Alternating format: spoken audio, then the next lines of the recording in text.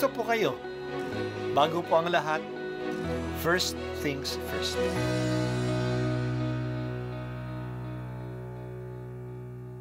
Good morning po. Sinisimulan po natin ngayon ang first things first.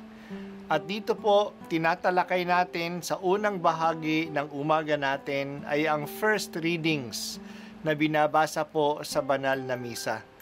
Ito pong tinatalakay natin kasi madalas po kasi marami na tayong alam tungkol sa gospel readings. Pero konti po ang nagsasalita sa first readings. Pero ang first readings, bahagi din po yan ng Biblia, ng banal na kasulatan. Kaya susubaybayan po natin ang mga first readings, basahin po natin at kuminsan kailangan ng basahin ng 2 o 3 beses bago maintindihan kasi hindi po tayo familiar sa mga istorya at sa mga kaisipan na tinatalakay dito. Ang pagbasa mula sa aklat ng Henesis, tinawag ng Panginoong Diyos ang lalaki at tinanong, "Saan ka naroon?" "Natakot po ako nang marinig ko kayong nasa hardin. Nagtago po ako sapagkat ako'y hubad." Tugon ng lalaki, "Sinong may sabi sa iyong hubad ka?" Tanong ng Diyos, "Bakit? Kumain ka ba ng bungang ipinagbabawal ko?" "Kasi pinakain po ako ng babaeng ibinigay ninyo sa akin." Tugon ng lalaki, "Bakit mo naman ginawa iyon?" Tanong ng Diyos sa babae, "Mangyari po'y nilinlang ako ng ahas, kaya ako natuksong kumain." Tugon naman niya. At sinabi ng Panginoon sa ahas, "Sa iyong ginawa'y may parusang dapat, na tanging ikaw lang yaong magdaranas. Ikaw ay gagapang ang hatol kong gawad, at alikabok ang pagkaing dagat. Kayo ng babae laging mag-aaway, binhimo't binhi niya'y laging maglalaban. Ito ang dudurog ng ulo mong iyan, at ang sakong niya'y ikaw ang tutuklaw. Sa babae na may ito ang salaysay, sa pagbubuntis mo ay mahihirapan lalo kung sumapit ang iyong pagluluwal. Ang lalaking ito na asawang hinirang, susundin mong lagi habang nabubuhay." Hinarap naman ng Diyos si Adan at ganito ang sinabi, "Pagkat nakinig ka sa asawang hirang ng iyong kainin iyaong bungang bawal, sa nangyaring ito ang lupang tanimay aking susumpain magpakailanman. Ang lupaing ito para sa pag-anihan, pagpapawisan mo habang nabubuhay. Mga damot tinik ang iyong aanihin, halaman sa gubat ang iyong kakanin, upang pag-anihan ang iyong bukirin. Magpakahirap ka hanggang malibing, yamang sa alabok, doon ka nang galing, sa lupang alabok ay magbabalik ka rin." Eva ang itinawag ni Adan sa kaniyang asawa sapagkat ito ang ina ng sangkatauhan.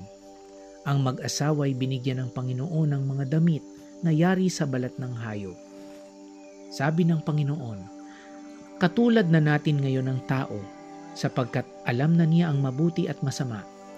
Hindi na siya dapat tulutang kumain ng bungang kahoy ng buhay, at baka hindi na siya mamatay.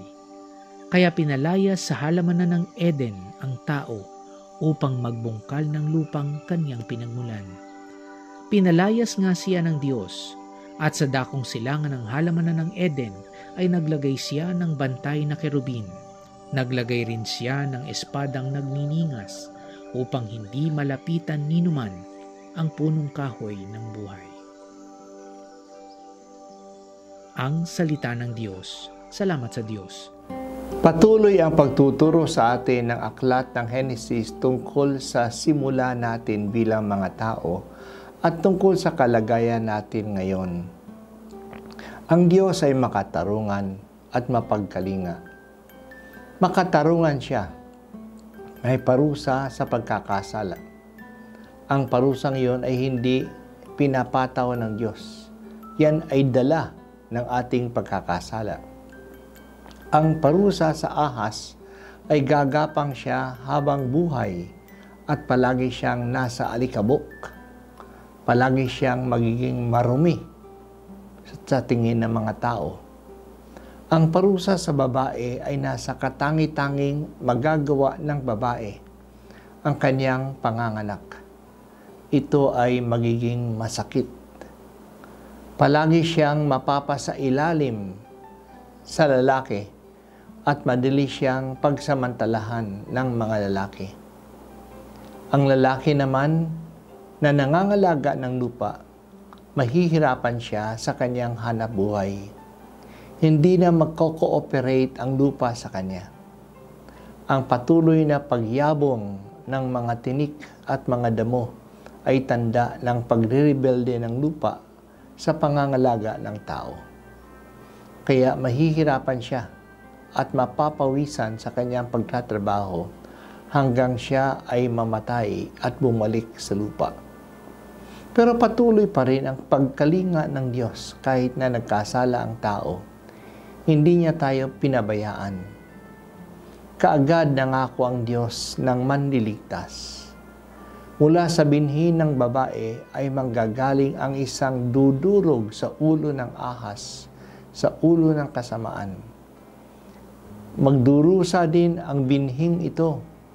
Tutuklawin ang kanyang sakong, pero siya ang magtatagumpay sa kasamaan.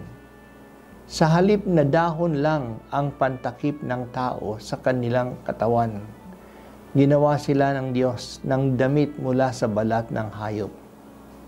Pati ang pagpaalis sa kanila sa hardin ng Eden upang mailayo sila sa puno ng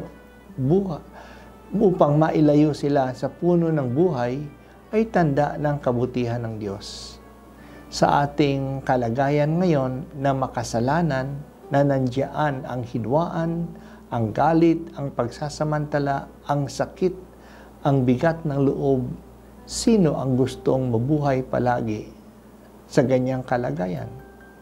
Kailangan tayong mamatay sa buhay na ito upang makapasok sa makabagong buhay kung kailan mai-enjoy natin ang buhay na walang hanggan. Kaya ang buhay na walang hanggan ay biyaya ni Jesus nung tayo ay nailigtas na niya sa kasalanan at lahat ng kasamaan na dala ng kasalanan. Sa buhay natin ngayon, nakikibaka tayo sa kasamaan. Lumalapit sa atin ang tukso. Hinihikaya tayo sa kasamaan. Dinadala tayo nito sa kamatayan. Layuan at labanan natin ang mga ito. Dumating na si Jesus. Niligtas na niya tayo. Tinalo na niya ang diablo. Lumapit tayo sa kanya at sundin natin siya at ipagsasanggalang niya tayo. Dadalhin niya tayo sa buhay ng buong kapahingahan. Huwag tayong magpadala sa kasalanan. Ang bawat kasalanan ay may parusa. Pero kung tayo ay nagkasala, huwag tayong mawala ng pag-asa. Patuloy pa rin ang pagmamahal ng Diyos sa atin. Tanggapin natin ang Kanyang pagmamahal at hindi na tayo lumayo sa Kanya. Bigyan mo kami, Panginoon, ng takot sa Diyos, ng takot na magkasala at ng takot na lumayo sa iyo. Hindi lang kami natatakot sa iyong parusa, maski natatakutan namin na malayo sa iyong pag-ibig sa amin. Napakabait mo sa amin. Ayaw namin na suklian ang kabaitan mo ng anumang kasamaan.